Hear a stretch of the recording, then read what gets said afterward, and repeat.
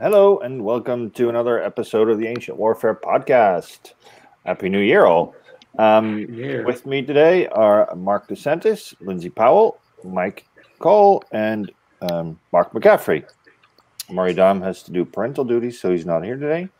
It is an in-between episode where we don't talk about the latest issue, but we decided we would talk about coups, and it's perhaps worth mentioning that we decided to talk about this well before various events happened somewhere in the world that we will not discuss further.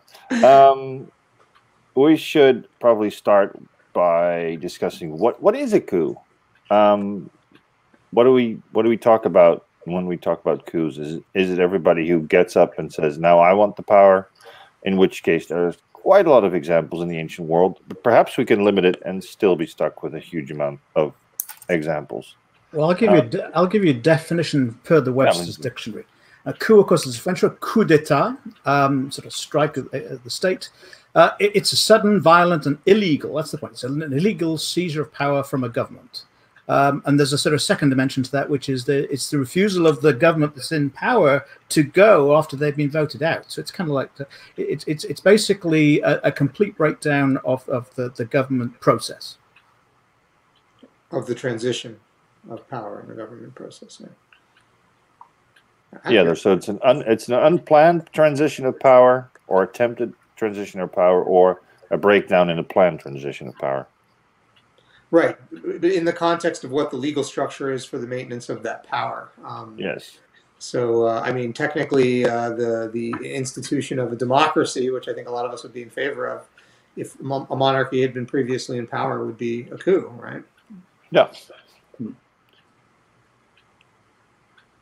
Mark, I think you wanted to, Mark DeSantis wanted to add something to it, or not? I think the thing about a coup is that it's something that has to happen relatively quickly. That it's not a long-term process. That's my understanding of a coup. That is, it's a switch of the governing elements, but it's not a long-term happening. I also want to say that what a coup is, especially when you look at it from an ancient warfare context, depends on who's telling the story. And I know this is a drum I beat a lot, and I think one I hope that readers of the magazine definitely agree with me on is that to understand ancient warfare, you got to get in the sources, right? So who is talking about the power transition? And what is their agenda? And the best example I think of this is Plutarch's Life of Lycurgus, the semi-mythical lawgiver. Probably entirely mythical lawgiver. Like, he goes overseas and he finds this great government, that he takes from Crete and from Ionia, and he returns to Sparta, and he institutes the government. And if you read Plutarch's narrative, he has 30 armed dudes waiting in the marketplace, and he sort of institutes this government. And if you read Vita Lycurgus, at no point do you think of this as, oh my God, this is a violent seizure of power. You think of it as, no, the way that Plutarch is telling the story is clearly that this is a superior form of government, so that all the people accept it. But when you look at the violence that's implied, you almost wonder if Plutarch is working from lost sources that might have been less sympathetic to the story of this new mode, and that it was actually a coup. And I think if you look in a lot of ancient descriptions of power transfers, depending on who's telling the story and who the ultimate loser of power was, you might have a different lens on, was it a coup or not? Well, let me throw that. I know you've been focusing on this transition, and maybe that's colored by recent events. But I just wonder, it's just the government that's incumbent is robbed of that power by somebody else. And it may not, in fact, be a transition. They may have a legal right to have that government position, but someone comes along, challenges it, and takes it from them. So it's a usurpation, if you like. And associated with that is rebellions and uprisings and all those sorts of concepts. But it's the illegality of the act. I mean, they're not entitled to do what they do because they weren't allowed to do it. And also, I think ancient people might have been more sanguine about what that meant, right? Like, when you think the word tyrant, right? And this is something we've talked about before. To a modern American, tyrant is an entirely negative term. There's no positive inclinations to a tyrant. But when you're talking about Polycrates of Samos, when you're talking about ancient perspectives on what a tyrant was, it's a very, very different. A tyrant is just someone who took power. They could rule justly and kindly and wisely and be adored. It doesn't necessarily have the same kind of negative context as it does to a modern person. It Same with depends on who you're dictator. talking Rome. about, though. I was going to say, in terms of Rome, I would say it does take a negative context in terms of when they're talking, more so in sort of a legal context for the Romans, in terms of a tyrannus is someone that legally can be taken out of power with some degree of impunity for the people who are actually undertaking the coup as such. Whereas in the Greek world, certainly you're right in the idea that a tyrannus or tyrant is actually going to be potentially that much more positive of a stance as such. Yeah, well, I was going to sort of take up the word that Jasper threw in there, which we all talked over, which is dictator. So the Romans provide for this role where you can actually have, if you like, a tyrant that rules with the consent of the people, but the condition is you must give the power back at the end of it. And I think that's why the Roman system was successful, because they recognized there were times when an absolutist approach to things and there's was right. not just you have to give the power back. There's a time limit on it too. Correct. Yeah, and that's really quite smart how they went about doing it. Yeah. Well, I mean, the potential for abuse is pretty rife. No, exactly right. And as I'm sure we'll get into, and it happened. There were assassinations. So the other term I want to bring, and of course now my Greek is fleeing my brain because I'm bad at Greek even when I'm not on the spot. Spear one, the idea of spear one. And the only reason I bring up spear one territory, because the idea is that the term, at least when you consider it in the Greek, applies legality and legitimacy. That might makes right. The fact that you won this with a spear is legitimate. And the only reason I bring that up is because that reflects an appetite or an acceptance, at least in the Greek world, of the violent seizure of power has inherent legality because you're stronger. And we have the wonderful, probably apocryphal quote of Alexander on his deathbed, who does my empire go to the strongest, sort of showing that Greek cultural milieu. It's cool that Rome is undoing that, probably out of necessity. But the only reason I bring all this up is that, we're sitting here in 2021 AD, where all of us living in the United States and Europe, we have a very inherent cultural perspective on what violent seizure of power means, and it might have meant different things, at least in the ancient Greek world. Well, I think that's because we've lived through the Enlightenment age, which had the benefit of all the classical scholarship to be able to say these are the things we must not do. And if you think about it specifically about the American Republic, here is the result of that Enlightenment scholarship, right? It's the reinvention of all those things with checks and balances to prevent some of these things happening. But I was actually going to grab. Mike brought it up, and he provided a nice segue to Alexander the Great with his deathbed pronouncement, because we had a question about that. What was up with all of the people? I guess it's asked and answered. What was up with all the successors after Alexander the Great's death? Well, the short answer, I guess, is they were trying to figure out who was the strongest. Well, I think so first of all, that question is huge. I'm not exaggerating when I say entire courses are taught on this question. Books are written about this question. The two big ones, of course, being Ghost on the Throne by James Romm and Dividing the Spoils by an author whose name I can't remember. I'm sorry if someone else knows. But they're both great books to read. Yeah, they're great books. To read on this great question. Waterhouse. One point I want to make is that the idea of centralization, central government over large regions, geographically disparate and culturally disparate regions, is kind of a modern post-Westphalian thing. In the ancient and in the medieval worlds, and I'm sorry I'm practicing medievalism without a license, there's a reason that Achaemenid Persia, this massive sprawling empire from the Indus to the Balkans, from North Africa up to the Black Sea, that you think of that, the King of Kings, there's one central emperor, Darius or Xerxes. And yeah, sort of, but when you get in the sources, what you realize is, no, this is more of what you would consider to be a feudal system. There are satraps that, Pharnabazus or Tissaphernes, they are ruling Phrygia, they are ruling Anatolia, and they are ruling it more or less independently.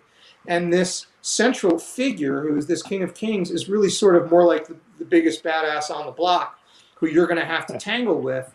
if you defy him, but often they do get defied, and often there are revolts. And in fact, one of the big driving factors in the abortion of the second Achaemenid invasion of Greece, where they pull back to Persia, leaving Mardonius and Plataea, a lot of scholars have argued very, very convincingly, in my opinion, is that Xerxes didn't really leave because of the defeated Salamis. He left because he'd been away from Persia too long, and he needed to be in Asia personally to deal with, because if he was gone for too long, his regional governors and satraps would rise up because of that dispersed nature. And the reason that this is relevant to the question is that Alexander had taken all of that empire, right, and then added all of the Greek world at the time to it, and is attempting to rule it all. So you have this huge disparate area which has regional affiliations, which you'll see in his successors, in Seleucus and Ptolemy and Lysimachus and Eumenes, that a lot of these wind up, and these empires indeed wind up being regional, right? The Antigonid Empire and the Seleucid Empire. So I just want to make sure, I hope the questioner is seeing the ancient world as this distributed and difficult to centrally govern entity, and that is, I think, a really central piece to why the empire broke up so quickly when the strong man had died. Maybe, I don't know, maybe we should evaluate something real quick before we dive into this topic and just lose ourselves, which is very possible, because as Mike said, is giant. Is this a coup? I mean, you said Alexander the Great dies. Nobody's been appointed as his successor. So yes, we have a problem with the transition of power, but there is no expected way of how this would go, because there's nobody been appointed to follow him. Well, yeah, I wouldn't count it as a coup. Or is it just like there's a power vacuum, and everybody with power tries to fill it? Yeah, I mean, the thing was what Alexander was. Alexander was the king of Macedon, right? So who took over as the king of Macedon? There was no usurpation of that, was there?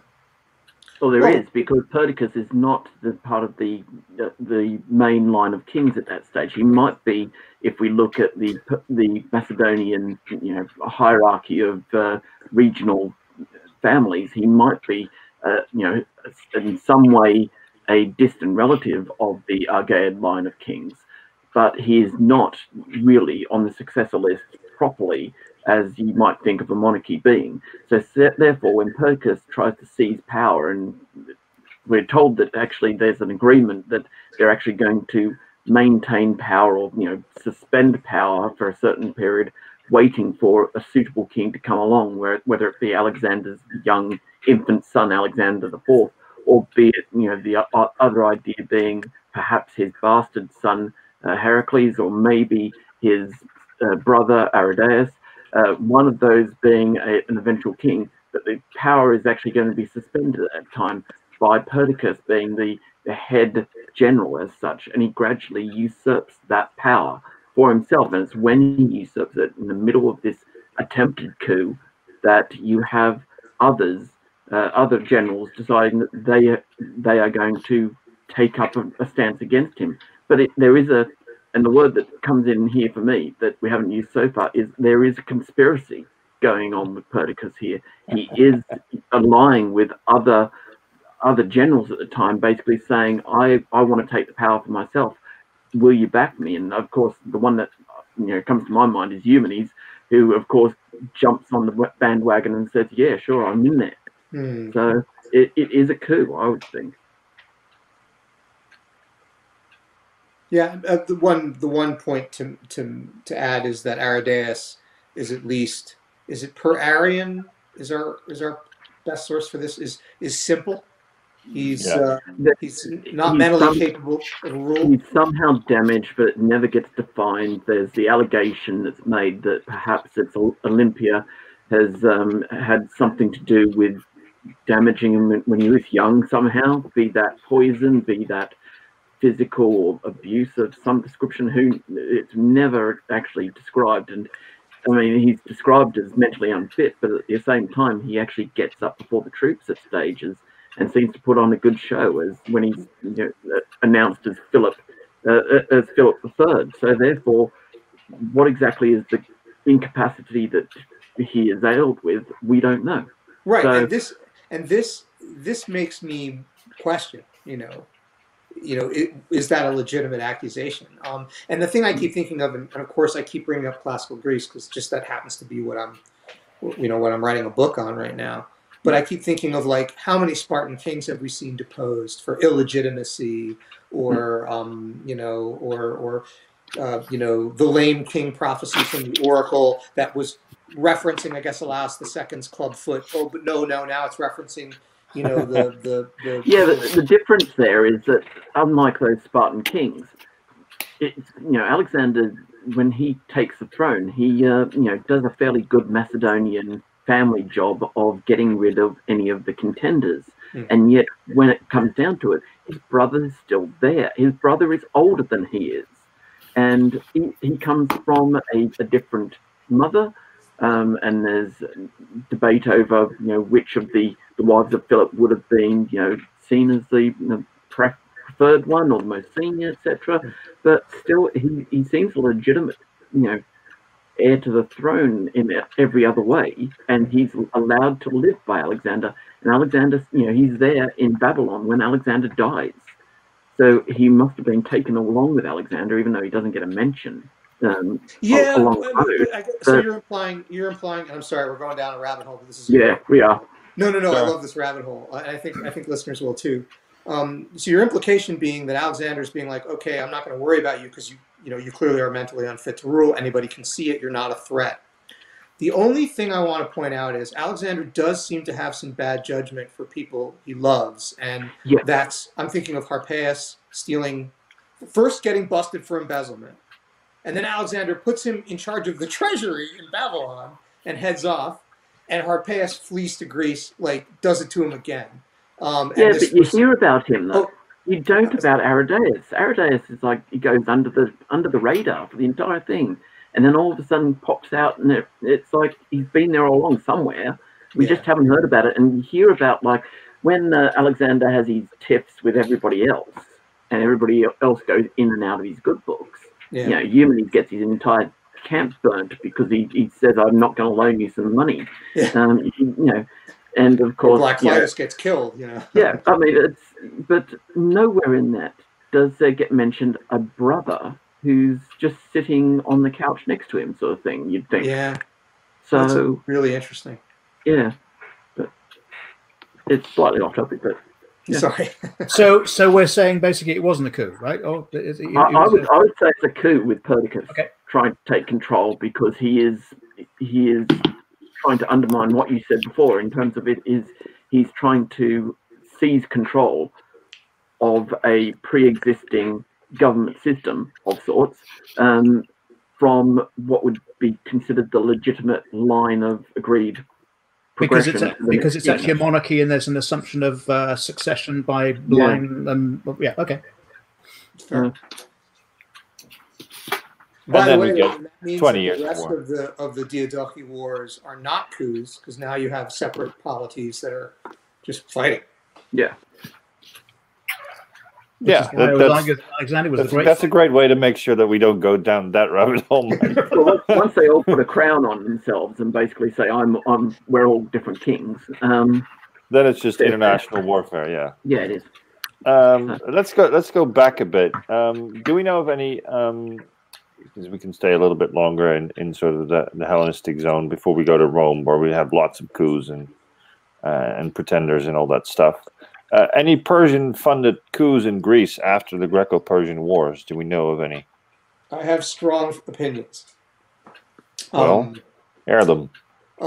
So not coups, but one thing I want to point out here is that there is a narrative in popular history that I dislike, which is that the Greco-Persian Wars defeated Achaemenid Persia and pushed them out of Greece, and that's all she wrote. And that is not true. The Achaemenid Empire had a major influence, including deciding the winner of the Peloponnesian War, in Greek policy all the way up to the point until Alexander conquered them centuries later. A perfect example.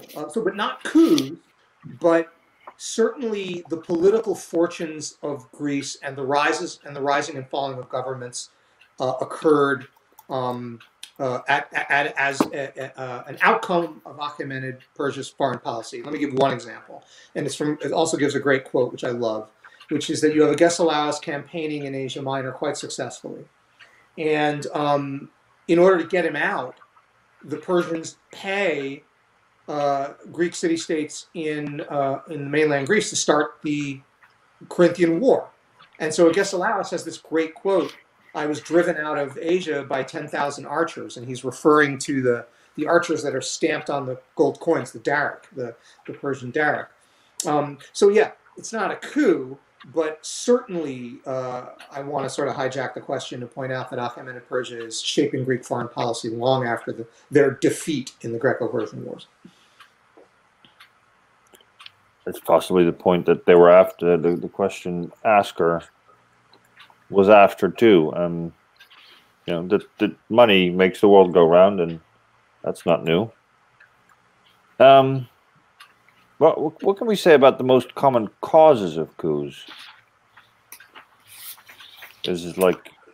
Well, I believe that with regard to mercenary coups in the 3rd century BC, that it was opportunity. That is, if you look at what occurred in Messana in roughly 289, 288 BC with the Mamertines, they saw a relatively wealthy city. The Mamertines themselves were Campanian mercenaries from Italy who had initially been in the service of Agathocles of Syracuse. Agathocles dies in 289. They're released and they go wandering across Sicily.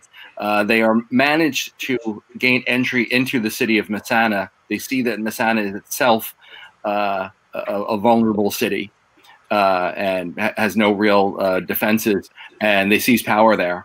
Another coup took place in very similar circumstances where there was a mercenary unit already ensconced in the city inside the walls at Rhegium across the Strait of Messana, and they also took over the city as well, mistreated the civilians in Messana, was common. The Mamertines in Messana managed to reign in the city for roughly 20 years, and they were only finally ejected as a result of, and brought about the onset of the First Punic War. Hero of Syracuse had neutered them mainly in the Battle of the Longanus River in 269. He was besieging the city again, and the Mamertines appealed to both Rome and Carthage for help against Syracuse. What occurs, though, is that the Carthaginians reply first, send a garrison to occupy the Acropolis in Messana, and the Romans see this as a danger to them, the extension of Carthaginian power in Sicily. They are going to intervene themselves, and that is what starts the Roman intervention in Sicily, the First Punic War, that then drags on for another 23 years. Mercenary coups in cities were common elsewhere. There was a mercenary coup in the city of Phoinike in roughly 230 BC when a group of Gauls handed it over to some raiding Illyrians. So I would say that when it comes to mercenary coups, it's a question of you're probably the only armed men in a city. There's no one else there that can stand up against you. You have the keys to the kingdom because you are the defense force inside the city. And you're looking around and seeing a lot of soft civilians, a lot of rich houses, and there's nothing to stop you from taking it for yourselves. So I see that as the cause. So I'm going to build on that and maybe pull away some of the pillars of that argument. I think it's opportunity, yes, but the opportunity is predicated on a fundamental feeling that the incumbent government is failing in some way, and that the person or people that represent the threat to that, the usurpers or the challengers, if you were, say they can do a better job, right? So in the case of, you could argue that in ancient Rome, during, for example, the year of the 4 emperors, that there was a feeling that Nero was failing the Res Publica, so someone called Galba decides to challenge that. And in fact, by declaring himself, or his army declaring him the new emperor, that's a coup. right? And the underpinning rationale for that is that the failure of the head of the state, in this case the Princeps Nero, is actually a threat, and therefore something else has to come and challenge that. So it's opportunity, but it's also someone saying, I can do a better job than that. But you can also have the counter coup as well, in that sense, in terms of, like you're talking about Nero being ousted. Even after Nero's death, his supporters, because he had actually, again, we've got to not ignore the fact that he's got supporters, not just in Rome, but also around the empire. He's done his recent tour to Greece, where he's actually, wowed the population in Greece and made some impressions. And of course, he dies. The news that spreads around the empire is not quite clear. And of course, it gives rise to, I think there's possibly 2 or more possible pretenders to the throne. Neros that pop up. One pops up in southern Italy, I believe, and one pops up in somewhere in Turkey, somewhere, I think. Yeah, in Asia Minor. In Asia Minor somewhere, and they both gain great popularity. It's not sure if it's 2 or more, or maybe even just one. That just the news about one just diversifies in different ways. But eventually, whichever, it's probably the one that rises in Asia Minor, ends up trying to take control of going down into Syria, and it's only there that he runs into problems when he comes up against the local governor down there in Syria, who actually might not be the governor of Syria. It might be the governor of what am I trying to say? One of the other governors that goes to interfere in Syria and actually brings about his execution to actually get rid of this counter coup threat. So it's a possibility. Oh yeah, and one of the first acts, if you like, as the new man in charge, is to seek out all the pretender usurpers and make sure that they're neutralized. So I think what's very interesting is that Year of 4 Emperors is an example of several contenders coming up within a relatively short space of time, and the news of their taking power doesn't reach the other guys until they're already challengers. Right, so it becomes a very interesting story, partly delimited by the speed at which the communications can take place. And to wind the clock back about 50, 60 years back to, let's say, the transition between Augustus and Tiberius, one of the things that apparently he has to do is make sure that Agrippa Postumus, the last surviving son of Marcus Agrippa, is mysteriously liquidized somewhere. I think it's at Pandateria, to make sure there's no problem there. And then there's some person who rises who is a kind of lookalike, and they go and make sure that he's taken out as well. So in that case, who's actually undertaking the coup in that case, though? Well, there's no coup because I mean, in terms of legitimate succession that we've been talking about before, and if you want to say, what about Agrippa Postumus? Is he not a possible? Would not some people be identifying him as a legitimate successor, and therefore Tiberius is the one undertaking the coup? No, well, that's the point. What Tiberius was doing was preventing a coup, right? So what he had to make sure that there were no people that would actually be able to make a claim like that. And if you remember, in the case of Agrippa Postumus, Augustus and that group had already basically ostracized him to exile in Pandateria, where I believe his mother had been before him, right? So he'd been basically isolated. The other thing is they also have to do at the point that, and you've got to remember, this is this really interesting period between the handing over of a nominal set of powers, because effectively Tiberius already has the Imperium Maius, he already has the tribunate and all the other things that go with it. There's not really a magistracy called emperorship, right? So it's a very, very curious sort of transition that goes on. So the only thing to make sure that he is not challenged is to make sure that potential people like we say Agrippa Postumus or other people mimicking him don't actually rally an army and do it. So what's actually quite good is how he very quickly grasps that. And Germanicus, who actually potentially could have been a threat, proves to be extremely loyal, and there is no coup. I want to highlight something Lindsay said at the beginning of his comments when he took it over from Mark, was what you said, Lindsay. What you brought up, I think, is the point is that every person is the hero of their own story, and that where one person would see opportunity, I think that the successful conductor of a coup, or even an unsuccessful conductor of a coup, would give a rationale why this is legitimate and even legal or divinely sanctioned or something. The best example of this that I always bring up is Phoebodas's occupation of the Theban Cadmea. So this is a Spartan general on his way north to the Olynthian campaign. He marches past Thebes in the pro-oligarchic fashion in Thebes. I think it's Leontiades, rides out to him and says, hey, as long as you're coming by here, if you would just take over the city, there is no provocation, there is no reason to do it. It would certainly be considered a crime by the vast majority of the Greek world.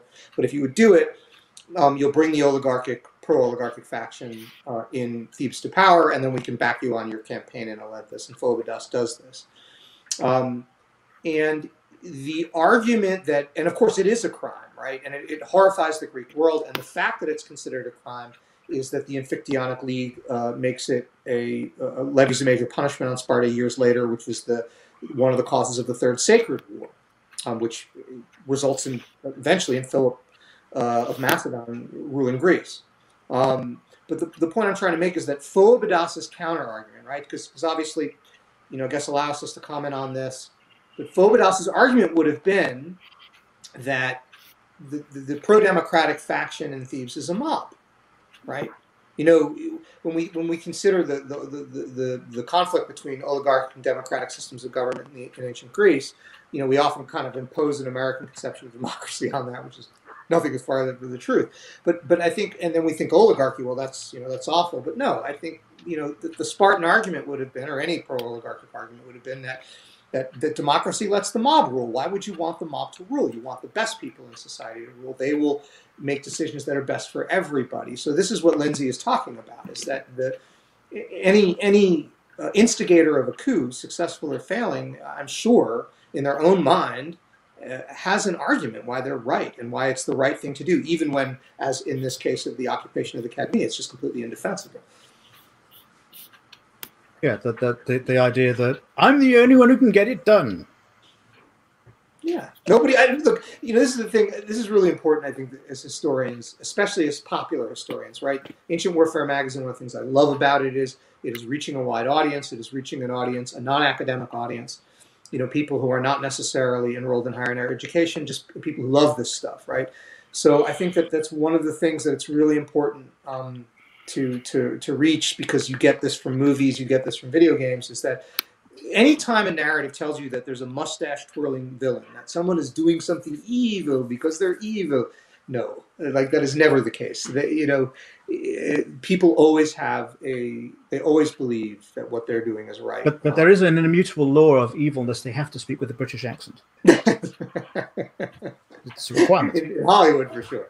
Yes. I was going to add to the, well, we're still in causes, kind of.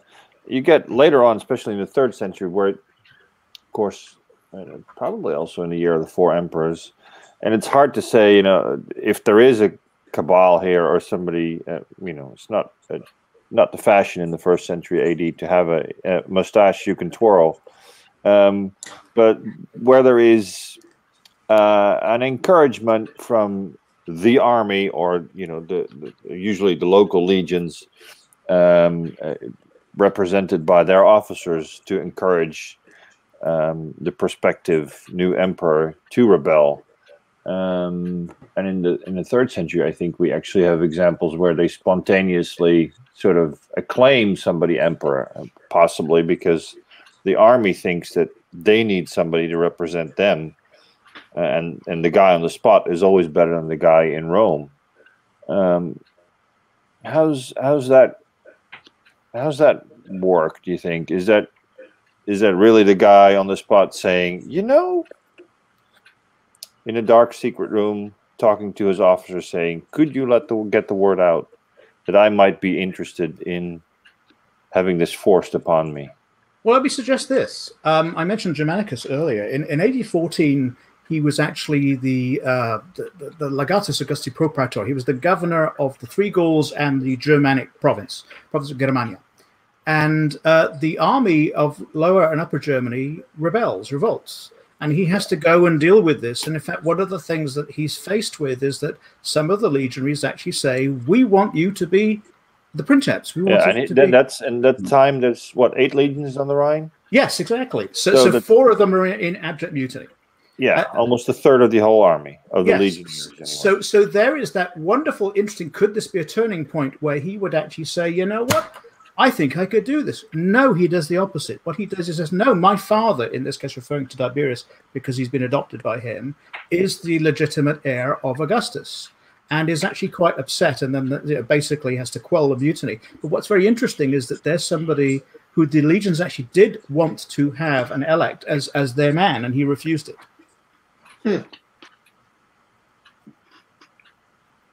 Well, later on, of course, how did it go? Where it doesn't happen. Well, how did it go?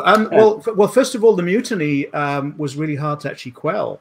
And what's interesting is that his brother, who's Drusus Julius Caesar, the son of the actual emperor by birth, in fact, has to do with the mutiny of the Danube legion. So, in fact, to Jasper's point, it's something like almost half that the Roman legions are questioning their loyalty as to what they should do.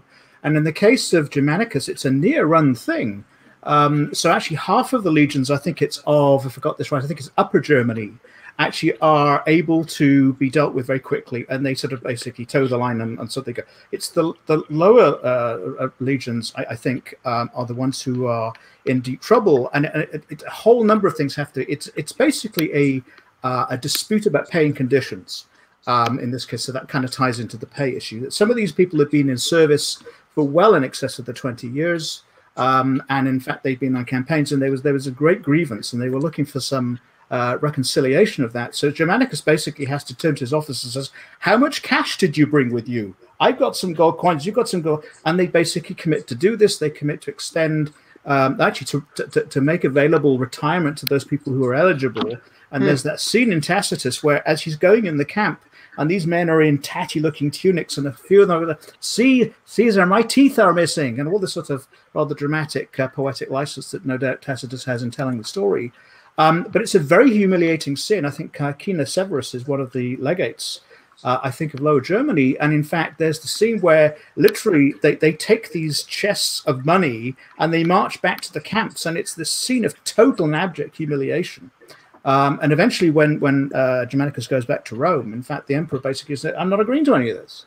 This is absolute arrant nonsense." And the key thing for Tiberius at the point was to assert his right as the princeps, not to have some legate on the corner of the empire sort of setting the rule book. So, in fact, he unwound many of those agreements that Germanicus had had. But the key issue here, though, was the loyalty of his deputy. And the problem with the later points, and this expands my answer to Jasper's point, is by the time you get to the 2nd or 3rd centuries, the problem is that these legates on the edge of the empire are able now to challenge the man who's nominally the chief in command, the commander-in-chief.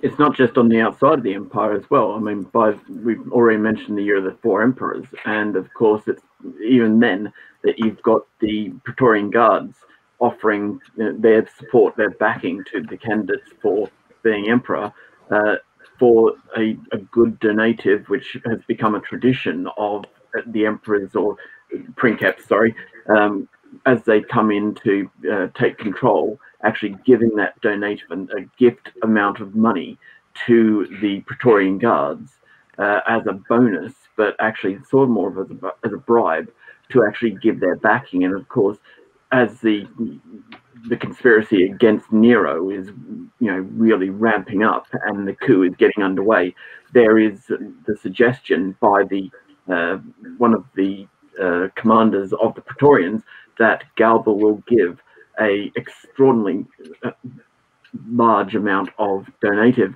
to the Praetorian Guards, who have obviously give him their support. But of course, once he gets into power, as it turns out, he can't actually back that up with actually providing that amount of money, and so subsequently their support goes from him to other candidates.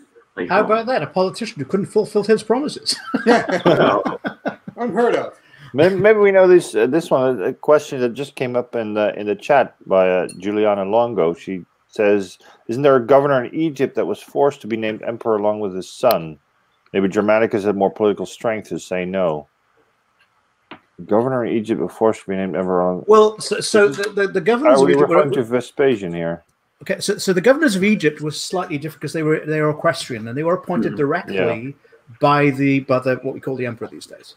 And that's where they were different. And the idea being is that by having him directly responsible, nobody could go there unless they had permission. And one of the things that Germanicus did in, I think it's AD 17 going 18, in fact, he breaks the rule. He actually goes there on a sort of touristic expedition because he loves history and he wants to go see the place. But this is to break the rule. And in fact, what he also goes on to do, which is rather unacceptable for Tiberius, is he arrives in Alexandria at a time when there's famine. And what he does as a humanitarian in spirit, he says, well, shit, you got all these grain warehouses. Why do we open them up and let you poor people feed? Which is the reason why you're not supposed to do that, because the grain is destined to go to Rome. So this instantly kicks up a reprimand from Tiberius, and there we get into this whole thing: how did he die? And that's how he does not come back alive. Yeah, yes. but the point is, I think that the issue is that really anything coming out of Egypt was really it was really under direct control of the Princeps. Yeah, but I was trying to answer the question. I thought it might be Vespasian, who was actually hailed as emperor when he's in Egypt, but I'm not sure. It would make sense because the Eastern legions were normally. He's in Judea. Correct. He is trying to quell the revolt. Yep. And the conspiracy is set up to make him into emperor. I think he is actually in Egypt. Does he actually go to Egypt, or does he actually go to Egypt physically, or does he only call for their support? No, I think he actually goes to Egypt, and Titus stays in Judea. And I forget the name. I think what we may have to do is his deputies start taking an army to Italy. Yeah, I mean the fact is, Egypt has 2 legions. I mean, the point is they are a desirable asset to have, because if you are going to take on the chief command role in the Roman Empire, you need to make sure the grain supply is secure and the ships will keep coming. So it's a vital thing. You can cause a lot of trouble for your enemy. Yeah. So you stop them, yeah. Exactly right. So, and this is the reason why Augustus established that was the means by which it was a political appointment, not one that was kind of voted. So it would be very reasonable as a usurper like Vespasian and his son to make sure that Egypt is secure. And I'm not sure Vespasian was forced to be named emperor, but he might have pretended he was. I mean, that's always one of those things where you go, no, I don't want to. Oh, well, I guess if you think that I'm the best man for the job. Give Juliana a high five for stumping the committee.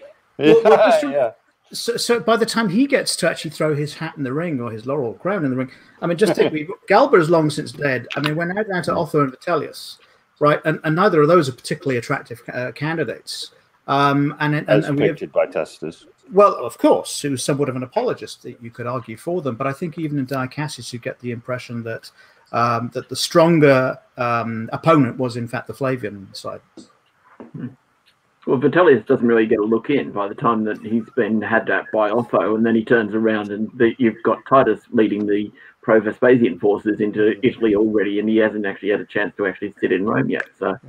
Well, but see, there's the problem. If you cannot secure a base of power, do you deserve to even have it? Is it a coup then? Is it a coup that Titus is leading the Vespasian units? Yes, of course it is. Yes, it's a succession of coups. Who's it a coup against in that case? Because it's not a coup against Vitellius, surely, because he hasn't got anything to. Well, no. The fact is, he has they all reign for about 3 months, right? They all have this 3-month window. So there are coins coming out of Rome with the Senatus Consultum on them. So effectively, the Senate is reckoning, the people are recognizing that this is a legitimate, as far as it goes, princeps, an emperor, a Caesar within the family. So along comes the Flavian contenders, and they boot them out. They defeat them on the Via Postumia, right? So. Yeah. So they are all, ironically, it's a year of dissipation in this whole series, and it's the fact that the better candidate with the better plan to hold on to the power they secure is the one that ultimately wins. So Lindsay provided a wonderful bridge there to one of the questions that remains. Also, having a look at the time, the Senate. You said there's coinage made with permission of the Senate. But we know that in a few cases, the Senate tried to reestablish itself as the ruling power instead of anybody with authority above them. but generally failed. And we have a question: was that because the Senate didn't want to pay the soldiery, or was the Senate an outmoded model? Well, I'm going to throw my 2 denarii worth in here. I think there's a misunderstanding of what the Senate actually is. It's not a sort of static body of people that it just is there, right? It's not like a sort of. I was going to try and actually come up with an analogy, but everyone I'm thinking of, like the House of Lords or so, in itself is not a static body. There's constantly an input and an inflow and an outflow of people. And so under Julius Caesar, the Senate is a body of people of about 600 men, and they, generally speaking, are patrician, that they are people who've served in some magistracy or other, and it can be an edile, it can be a tribute, it can be all the way. Probably. Yeah, and it'll actually have people not only who are in current service, but also are finished of their service. So they're usually the pros, so proconsuls, propraetors, right? So there's this ever swelling bench of people, and by the time it gets to Julius, it's like 600 people, and then there's a great cull. So by the time you get to Augustus, he decides it needs to be a more manageable, like 300 people, and that's roughly where it is. But the point is, it's a body that ebbs and flows. And there are some families which have a sort of historical presence there, you know, the Claudii, the Scipiones, and so on, just by virtue of the fact that their families had a lot of people who were in government service over the years. And over time, you could get some factionalism within it, and so on and so forth. But it was supposed to rule in conjunction with the people through the people's voting assemblies. But it doesn't rule, though, because it's not a legislative body. Correct. And that's my point. therefore, it is the people that hold the entire power, and actually it's more through the contios, the public assemblies, that you actually have the people informed, and that sometimes they are guided by the Senate, but sometimes they totally ignore the Senate. So actually, to say that the Senate is actually defending its rule as such, it actually doesn't have a rule. It's a really strange body when you really think about it. Yeah, because it doesn't, technically it doesn't do anything. Even the elected officials, they are more like bureaucrats who have got small departments to run in the actual cog, you know, of the machine of running an empire by that stage, by the end of the 1st century. But in terms of actually making decisions and pushing laws through, it doesn't really have necessarily a role. So my point earlier was trying to find an analogy, and the only one I can think of is House of Lords, right? So these are people who sort of are there, and you could question what their rule is. It's sometimes they're rubber stamping, and sometimes they occasionally reject the House of Commons. But I think you're absolutely right. It's the conjunction and the partnership, the SPQR, the Senatus Populusque Romanus, with the people. The problem is, by the time you get to the end of Augustus, the populus bit of the SPQR actually is becoming more and more ineffectual. Effectively, the people's assemblies themselves have a rubber stamping role, and in fact, the tribunes, who are supposedly the people that stand up for the plebeian and for those people who are going to be downtrodden in the face of powerful men, are themselves effectively appointed by people who are in favor of the emperor. So it becomes a bit of the SPQR bit of the famous Roman state, and then on top of that you have the emperor, and then below it you have the army, effectively becomes a paper exercise. They go through motions. Can I just bring in to speak totally against what we've actually just said? No. Throw a spanner in the works.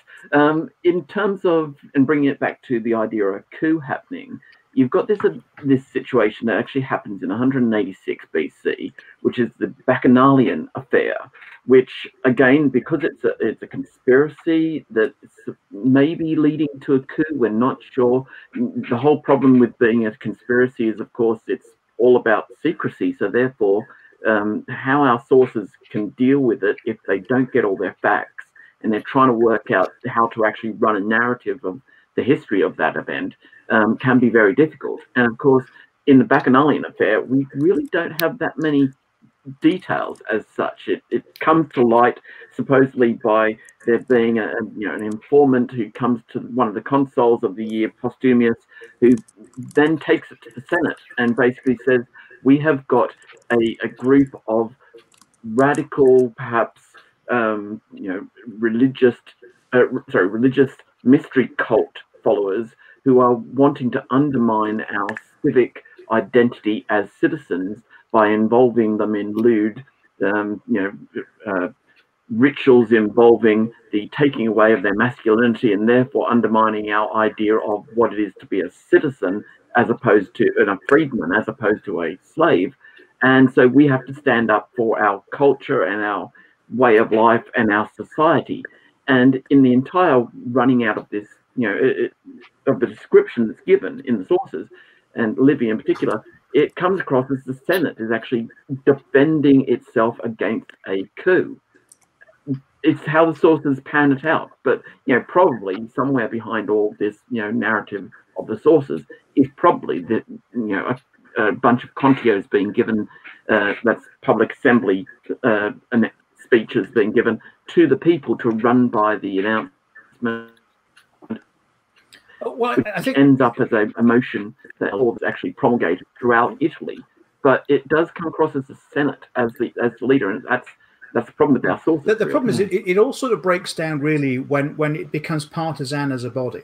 So there are more and more people start to support individuals like Pompeius or Caesar and so on, and they get the favors of appointments and provinces and all this sort of thing. So that it really begins to break down. And then worse is when the consul is able at the same time to be the tribune, and effectively he can call for the Senate to meet, and he can overrule what the Senate actually agrees to do. And this is effectively what goes wrong with the republic system as it becomes an empire in the way that we look at it. And that's a whole different podcast. But the premise of the question, I think, is does the Senate ever try and take command back? If we accept the question at face value, there were occasions under the emperors, and I'm thinking specifically the transition between Caligula, who was killed, if you remember, by an equestrian called Cassius Chaerea. And then, ironically, the Praetorian Guard puts their candidate forward, who is Claudius. And the Senate at that point basically has a discussion. Do we want to do this?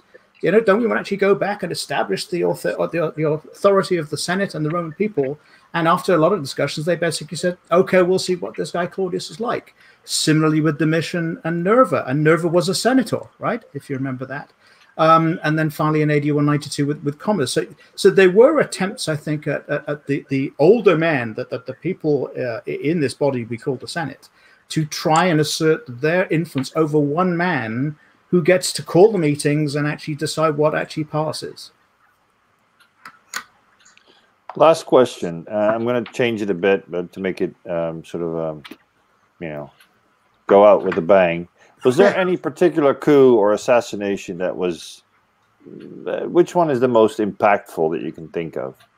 Just out of whole of ancient history, just Out of personal preference, I would be saying the attempted, and of course this is again going totally on our source interpretation, the attempted coup of Catiline in 63 BC, in terms of, because just like Lindsay's just been saying, in that the power actually changes, it shifts in the late Republic, and you've got the tribunes trying to come to the fore more in terms of seizing authority through the people, etc. And it's something that Catiline tries to do, not in the form of a tribune, but in terms of trying to run for the consulship on the basis of actually saying, right, I'm suggesting new tablets, the reduction of debt, the appeal to the people for using the mob power to actually challenge the senatorial authority that's being developed in the late Republic. And I think that changes the mood of politics, and the fact that Cicero leads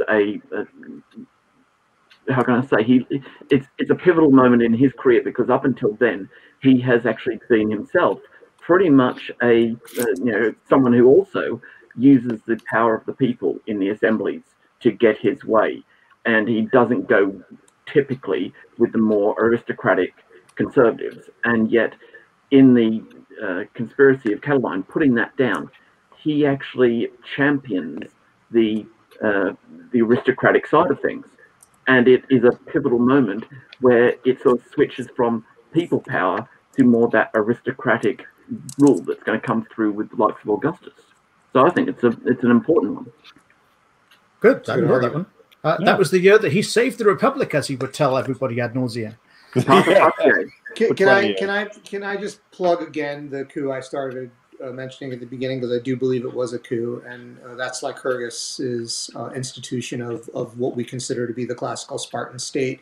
And the reason that that coup is so significant is that the mythic resonance of that government order is what lives with us today. It's why 300 was such a hit. It's why the National Rifle Association has "Come and Take It" as their motto. It's why the political right around the world reveres Sparta, is from this mythic, draconian militaristic government that we don't know how much of it is actually rooted in reality, but at least in Plutarch's Vita Lycurgus, which is the source for this, it all begins with this mythic Lycurgus the lawgiver. And if you read that story, it's a coup. He takes over the government through violent force. So I'm going to challenge that and say that the obvious one to me is Ides of March 44 BC and the assassination of the Dictator Perpetuo, a legitimate person elected by the people of ancient Rome and a bunch of senators led by Brutus and a guy called Cassius and a whole bunch of other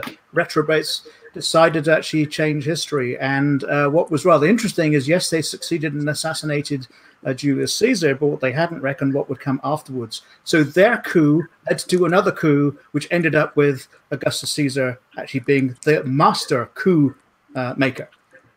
I will have to vote for the Mamertines coup in Messana because even though it did take a while for them to fall from power, they were in power for about 2 decades. Ultimately, Rome intervened in Sicily, and that started the First Punic War. It took a long time for that to work itself out, but Rome most certainly had an overseas empire by the end of the First Punic War, and that was the start of the Roman Empire in the true sense of the term. And that empire only expanded afterward. And Jasper, you've got to have one. Do I? Yes.